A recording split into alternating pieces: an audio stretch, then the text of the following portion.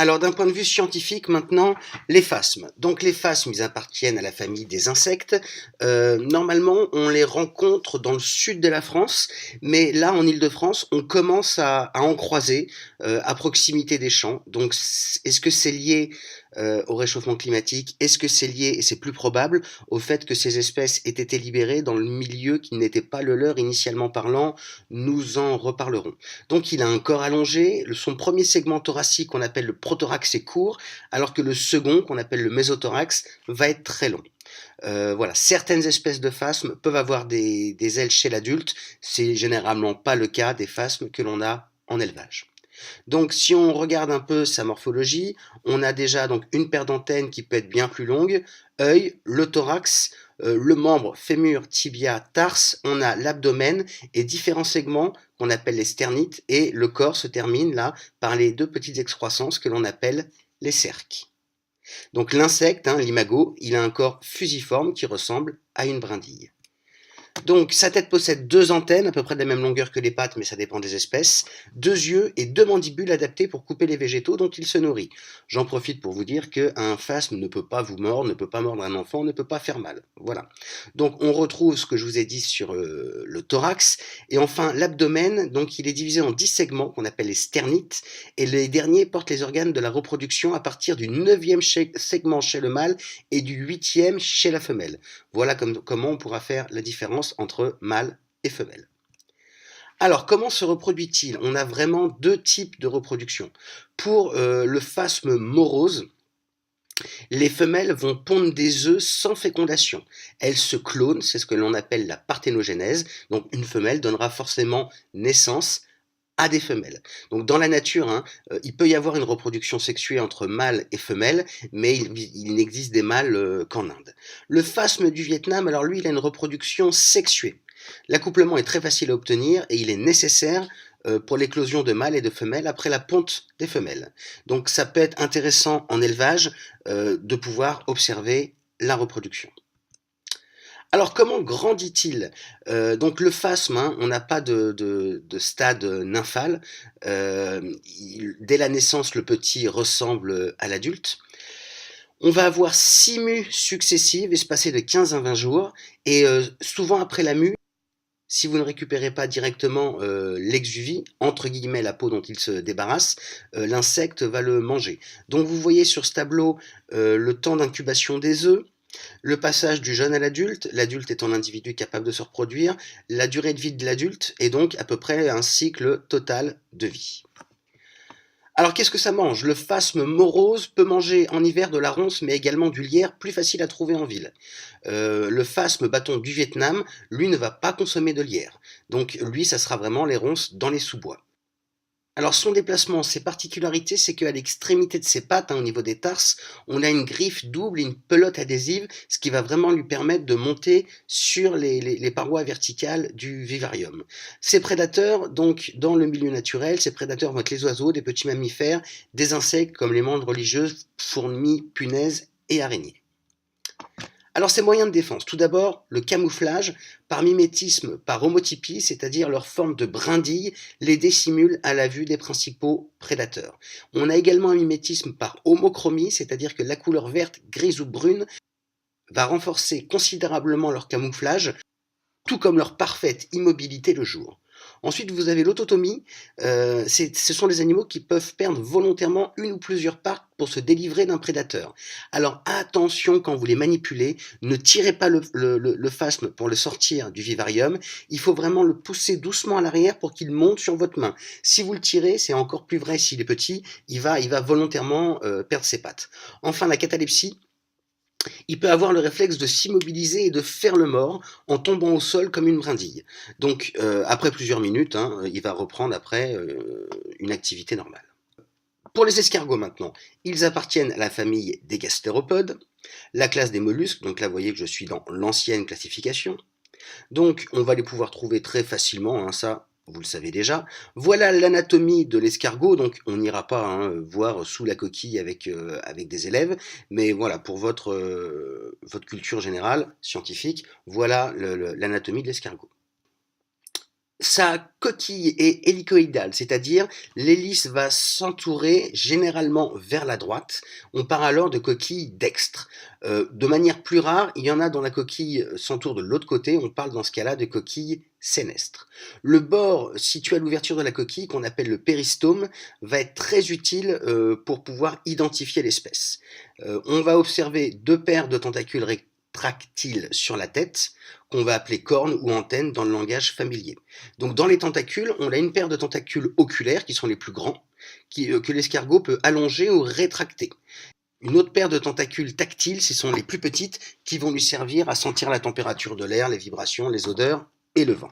Alors il va se déplacer sur sa base, ce qu'on appelle un pied musculeux, et il va sécréter un mucus, ce qu'on appelle d'habitude de la bave. On a une locomotion vraiment de type reptation.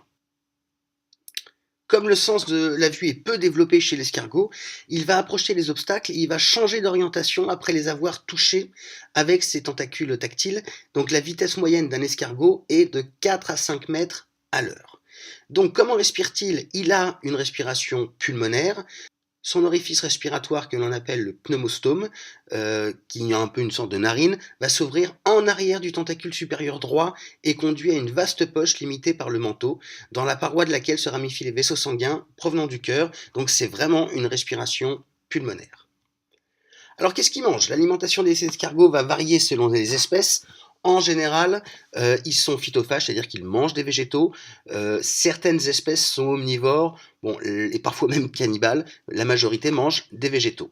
Ils vont découper les aliments à l'aide de leur mâchoire cornée et ils utilisent ensuite la langue râpeuse qui va être garnie de milliers de petites dents qu'on appelle les radula pour les mastiquer. Donc il va manger beaucoup, il lui faut sans cesse agrandir sa coquille. On va avoir de nombreuses déjections et ces déjections sont toujours de la couleur de ce qu'il a mangé. Voilà qui peut être intéressant à étudier en classe. Donc comment grandit-il? Plus l'escargot mange, plus il grandit. Au fur et à mesure que l'escargot grandit, il augmente la taille de sa coquille en déposant de la bave sur le bord de l'ouverture. Cette bave va sécher, se solidifier, ce qui permet ainsi à la coquille de s'agrandir petit à petit. Si la coquille se brise, elle peut être réparée de manière identique avec la base. Comment se reproduit-il? Alors le printemps, c'est vraiment la saison de la reproduction. Et donc les deux partenaires vont se rapprocher, se caresser entre guillemets avec leur radula. Tous les escargots terrestres pratiquent une cour qui peut durer de 2 à 12 heures. Donc il y a une cour chez les escargots. Tous les escargots terrestres sont hermaphrodites, c'est-à-dire qu'ils vont produire spermatozoïdes et ovules. Et c'est le hasard qui décide du sexe de chacun. Lors de l'accouplement, chaque escargot sort son dard pour échanger ses spermatozoïdes avec son partenaire. Donc la reproduction chez la majorité des escargots se fait entre deux mâles et ces deux mâles échangent leurs spermatozoïdes. Plus tard, chacun des escargots devient femelle, produit ses ovules, récupère les spermatozoïdes stockés. On a donc des cellules œufs, on a donc une fécondation qui fait bien intervenir deux individus de sexes différents. Donc les escargots pondent en général quand les beaux jours arrivent, d'avril à septembre. Donc environ une dizaine de jours après l'accouplement, l'escargot va creuser un trou et va pondre environ une douzaine d'œufs qui sont très blancs. Il peut en pondre jusqu'à 80. Il renferme ensuite le trou avec de la terre. Les œufs peuvent être ainsi pondus sous un tas de feuilles. La durée d'incubation des œufs, c'est de 20 à 30 jours. Souvent les petits vont rester sous terre 5 à 10 jours pour ne pas être brûlés par le soleil et ils sont vraiment très petits. Dans un élevage, il faut vraiment faire attention pour pouvoir les mettre un peu à l'abri. Donc à la naissance, la coquille est transparente et les bébés escargots attendent que cette dernière jaunisse pour sortir de terre. La coquille doit préalablement se consolider et un escargot vit entre 5 et 10 ans, parfois jusqu'à 15 ans. Son mode de vie, il ne peut pas vivre sans eau, son corps doit toujours rester humide. C'est pour ça que il va sortir principalement quand il pleut. Il se déplace aussi généralement la nuit et sa température corporelle va changer en fonction du temps. L'hiver, il va hiberner dans sa coquille pour éviter de geler. Il creuse alors un trou dans la terre et s'y loge, bouche l'entrée par un opercule en sécrétant un voile muqueux qui durcit en séchant. Alors ces prédateurs dans la nature, l'escargot a de nombreux prédateurs, hérissons, scarabées, rats, souris, lézards et l'homme. La principale protection de l'escargot est sa coquille. Il peut parfois produire des bulles pour intimider ses prédateurs Bon, ça va pas fonctionner avec la liste des prédateurs exhaustifs que je viens de vous citer. Alors d'un point de vue technique, l'élevage des phasmes. Attention, je vous le dis tout de suite, à la fin de l'année scolaire, si les escargots qu'on a prélevés dans le milieu naturel, on peut les remettre dans le milieu naturel, ce n'est pas le cas des phasmes. Si à la fin de l'année scolaire, vous avez besoin de vous séparer de votre vivarium et de vos phasmes, soit vous contactez l'OPI, Office pour les insectes et leur environnement, qui peut récupérer des phasmes, ou alors on va faire une mise à mort entre guillemets, mais en l'absence des élèves, par congélation dans des sacs étanches, et après on va jeter ça aux ordures ménagères. Attention également aux œufs. Les œufs que vous allez récupérer dans votre vivarium, ne les remettez pas dans le milieu naturel, ça serait vraiment une pollution écologique. Alors le vivarium, tout est possible, hein, je vous laisse regarder ce texte-là. L'idéal, c'est une caisse en bois avec devant une moustiquaire. Là encore, hein, c'est un animal qui va avoir besoin d'humidité pour pouvoir bien vivre. Et la température optimum serait entre 23 et 28 degrés. À 20 degrés, tout se passe bien, mais voilà, évitons de les mettre dans des courants d'air et il faut les ramener pendant les vacances scolaires quand ils coupent le chauffage dans les établissements. Voilà d'autres formes de vivarium qui peuvent tout à fait être utilisées pour des phasmes, tout en gardant, hein, on fait toujours attention qu'il y ait suffisamment d'espace et que la litière entre guillemets du vivarium reste propre. Donc d'un point de vue technique toujours, cette fois-ci l'escargot. Alors le mieux, c'est vraiment de prendre un aquarium de taille moyenne. Ensuite, dans le fond, vous allez répartir environ 5 cm de terre. Je vous ai mis terreau préférence biologique. Évitez de prendre un terreau qui a été enrichi aux engrais. On va recouvrir cela de feuillage, de mousse pour constituer une litière. On va mettre une grosse pierre pour qu'il puisse ramper, se cacher. Et on va utiliser un vaporisateur pour vraiment maintenir en permanence le terrarium humidifié. Donc qu'est-ce que ça mange un escargot? Voilà une question qu'on pourrait se poser en classe. Donc principalement, hein, ils sont phytophages, donc mettez des bouts de salade, de tomates, bananes, concombres. Faites attention pour les petits, vous lirez ailleurs que vous pouvez mettre des épluchures par exemple de carottes, mais ça c'est un peu trop dur vraiment pour les petits. Les petits, essayez vraiment d'avoir une feuille de salade. Donc on va pouvoir tester en classe si nos escargots mangent du chocolat, mangent des chips ou mangent un bout de jambon. Entretenir le terrarium, il va vraiment falloir, hein, c'est le côté négatif avec les escargots, environ tous les 2 jours, il va falloir nettoyer les excréments. Vous allez voir qu'un escargot, ça a un excellent transit.